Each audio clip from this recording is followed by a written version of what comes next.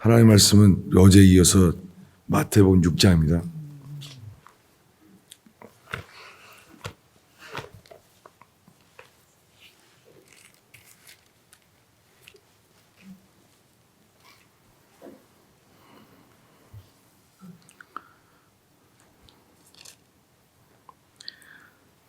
마태복음 6장 14절을 읽겠습니다. 14, 15절입니다. 너희가 사람의 과실을 용서하면 너희 천부께서도 너희 과실을 용서하시려니와 너희가 사람의 과실을 용서하지 아니하면 너희 아버지께서도 너희 과실을 용서하지 아니하시리라. 아멘. 오늘 우리가 읽은 말씀은 주님이 주기도문을 가르친 다음에 다시 맨 마지막에 하신 말씀이에요. 그 앞에는 그 유명한 주기도문이에요.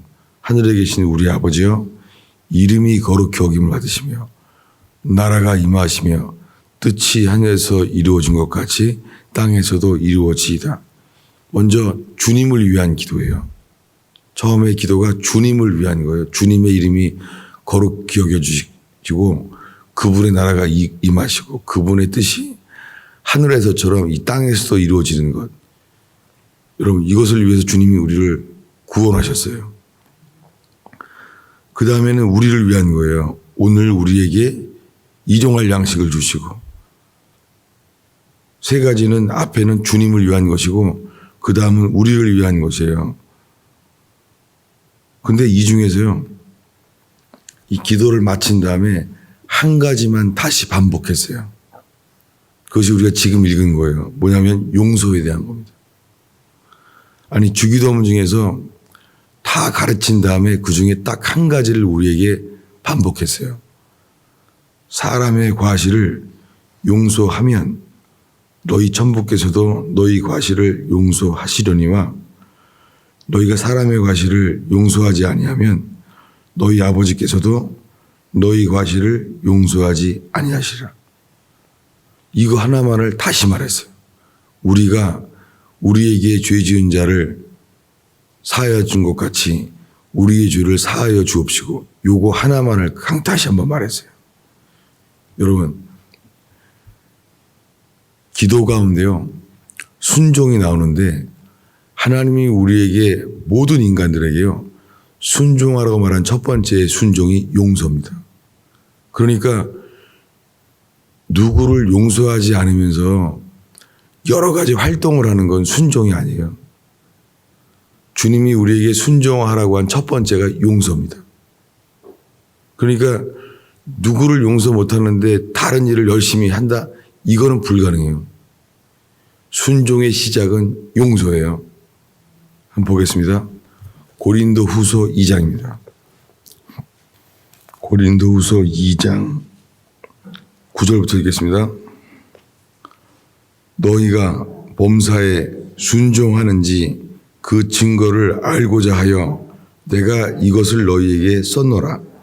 너희가 무슨 일이든지 누구에게 용서하면 나도 그리하고, 내가 만일 용서한 일이 있으면 용서한 그것은 너희를 위하여 그리스도 앞에서 한 것이니, 이거예요.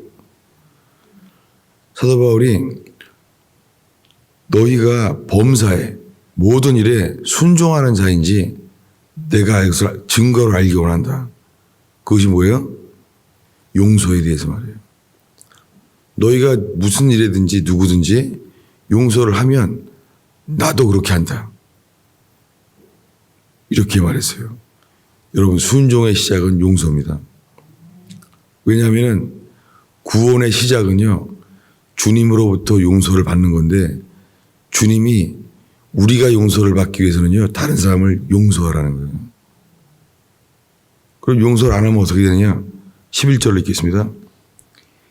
이는 우리로 사단에게 속지 않게 하려 함이라. 네. 우리가 누군가를 용서하지 않잖아요. 그러면 사탄에게 속기 시작합니다. 용서하지 않으면요, 우리가 구원받을 위치에 죄인의 위치에 있는 게 아니라 누군가를 용서하지 못하면 우리가 심판자가 돼요. 그놈은 잡아야 되고요. 그놈은 어떻게 잘못돼야 돼요. 그래서 우리가 올라가요. 하나님의 자리에 앉게 돼요. 그게 뭐예요? 사탄이 바라는 바죠. 거기서 드는 생각들은요, 나중에 이제 후회하게 되는 거죠. 사단에게 속는 거예요. 여러분, 우리가 주 앞에 기도하면서요, 무엇을 간구하는 것보다 중요한 게 누구를 용서하는 거예요. 누구이든지 무슨 일이든지 용서하는 거예요.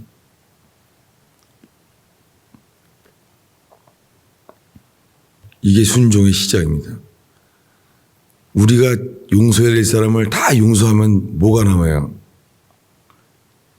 이제 내가 용서받아야 될 일들이 깨닫게 됩니다. 용서를 한 만큼 우리가 용서받도록 하시는 거예요. 그게 뭐예요? 그게 회개입니다. 내가 잘못한 것들이 깨닫게 하시는 거죠.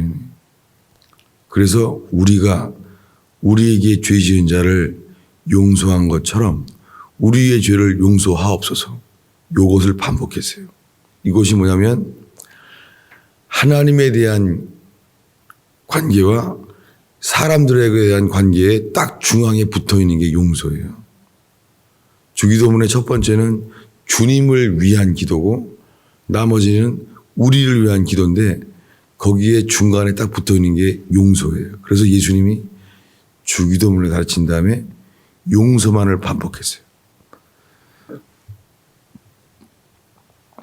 우리가 다른 사람을 용서하지 않으면 주님이 우리를 용서하실 수 없습니다.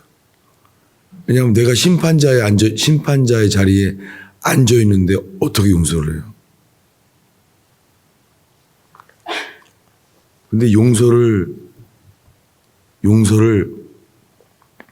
하는데 용서해야 될 사람이 아주 많은 사람이 있어요. 아주 많은 사람이 있습니다. 용서를 한두 사람이 아니고 평생 인생을 바칠 만큼 어려운 사람이 있습니다. 그건 남이랑 비교할 수는 없습니다. 정말 어떤 사람은 용서 자체가 순종의 전부일 수 있습니다. 그런 사람이 성경에서 요셉이에요. 요셉의 이야기는요, 요셉이 돈을 받고 팔려갑니다. 그래서 인신매매죠. 빚을 지게 되죠. 은 30냥에 팔리죠. 맨 마지막에는요, 팔려가서 어디서 끝나요? 빚을 지고 팔려가서 감옥에 가죠. 놀랍게요. 예수님이 용서를 비유를 줄 때 딱 두 가지로 들었어요. 빚지는 것과 용서하는 거예요. 아니, 감옥에 가는 거예요. 여러분, 우리가 누군가를 용서하지 않잖아요. 그럼 우리의 생각은 심판자의 자리에 가 있는데요. 우리의 마음은 감옥에 갇혀 있습니다. 그래서 예수님이 어떻게 예화를 드냐면 누가 주인으로부터 큰 빚을 용서받죠. 10,000달란트를 용서받아요. 근데 집에 가다가 다른 종을 용서해 주지 않죠. 그랬더니 주인이 뭐예요? 다시 불러서 1펜이라도 다 갚기 전에는 너는 다시 돌아와. 다시 없던 거를, 용서했던 거를 없던 걸로 하자. 그렇게 말하죠. 이게 그 비유죠. 우리가 아무리 입으로 죄 용서를 받았다고 말해도 소용없어요. 내가 다른 사람을 중심으로 용서하지 않으면 주님이 다시 없던 걸로 하자. 너도 네가 다른 사람을 용서하지 않기 때문에 1펜이라도 다 갚기 전에는 용서할 수 없다. 그러니까 주님이 우리를 용서하는 것을 비유한 게 이 땅에 어떤 일을 겪었을지라도 그것보다 더 비교할 수 없는 용서를 했습니다. 왜냐하면 자기 아들을 대신 죽였기 때문에, 자기 아들의 죽음이라는 값을 지불했기 때문에. 놀랍게 예수님이요, 용서에 대한 비유를 하는데 두 가지가 나와요. 빚과 감옥이에요.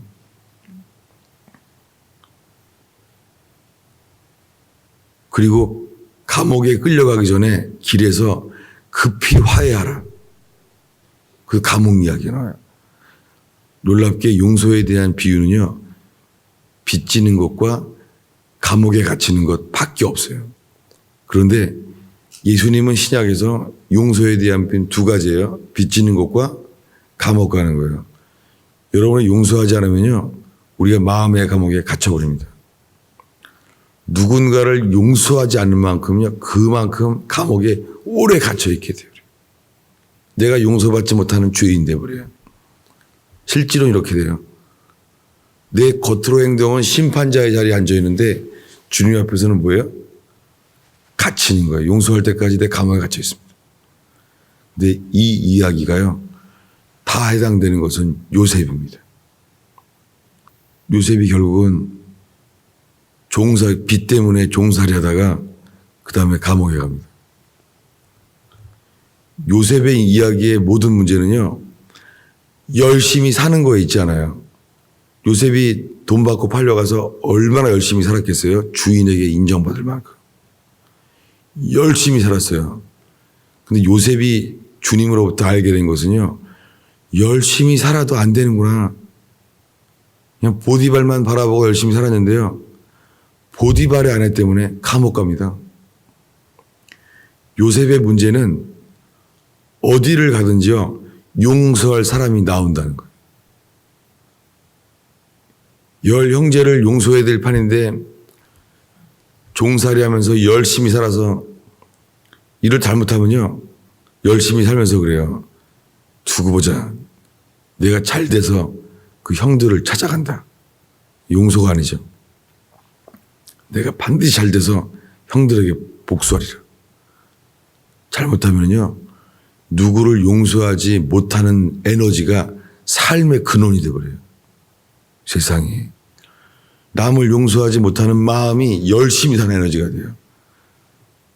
그럴 때 주님이요, 보디발의 아내를 만나게 해요.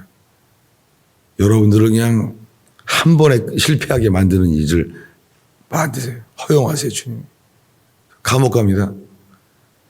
이제는요, 집안 식구를 용서 못해가지고는 살다가 이제는요, 세상에서 용서 못할 사람을 또 만난 거예요. 드디어 요셉이 감옥에 가요. 요셉이 노력할 수 있는 게 이제 아무것도 없게 돼버려요. 여러분, 인생의 승리의 비결은 노력이 아닙니다. 인생의 승리의 비결은 용서입니다.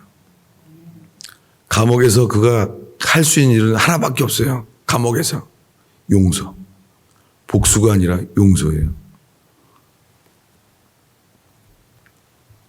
성경에 신기한 게 요셉의 이야기가 용서는 분명한데요, 요셉의 이야기 중에 이제 꿈을 해석해줘요.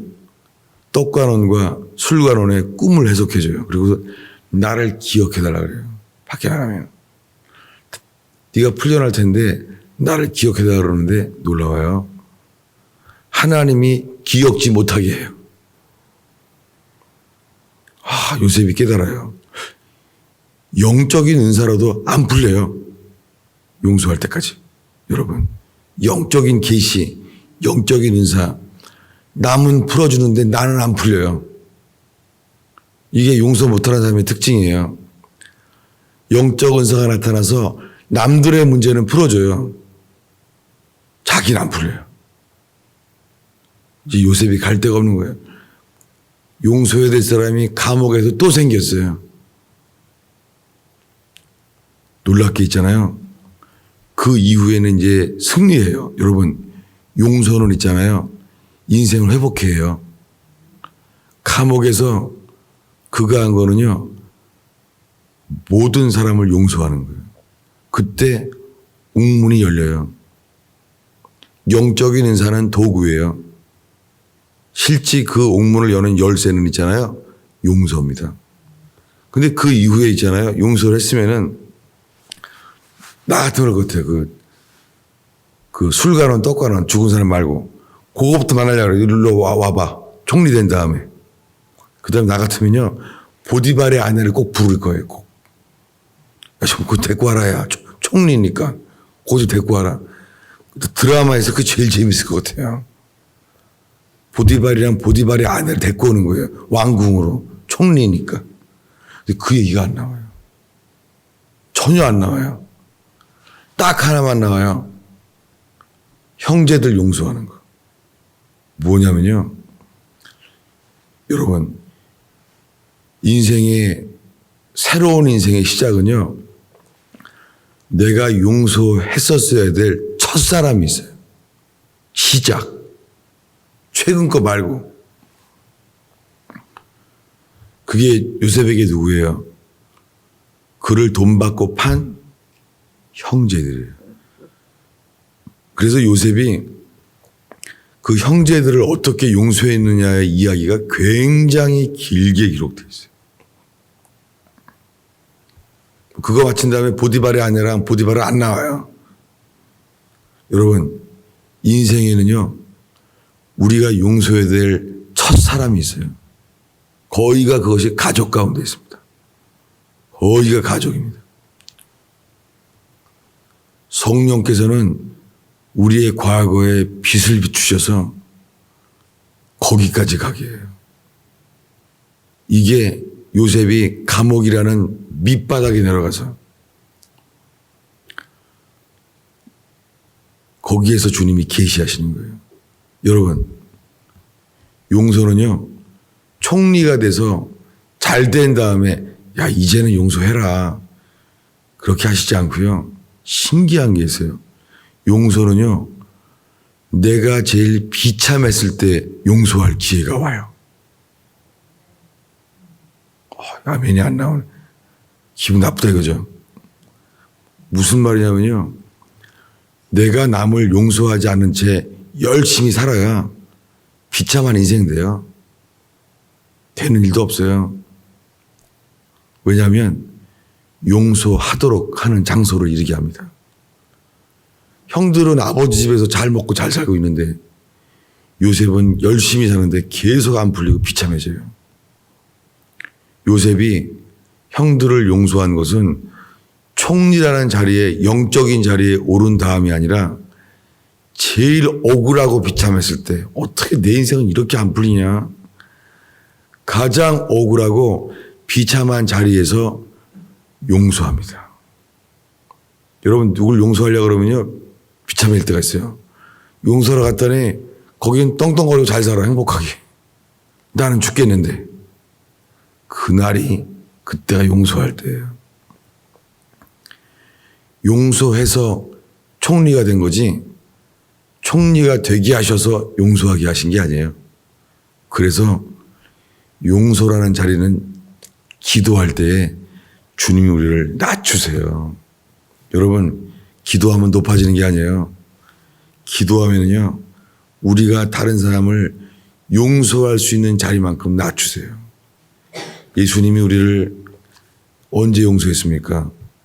하나님 보좌에 옆에 앉아 용서한 게 아니라 가장 비참했을 때 사형수의 자리에 갔을 때에서야 인류를 용서하게 만드셨어요. 기도하겠습니다.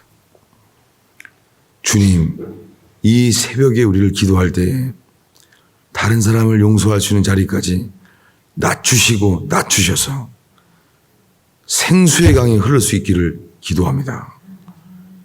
예수님의 이름으로 기도하겠습니다.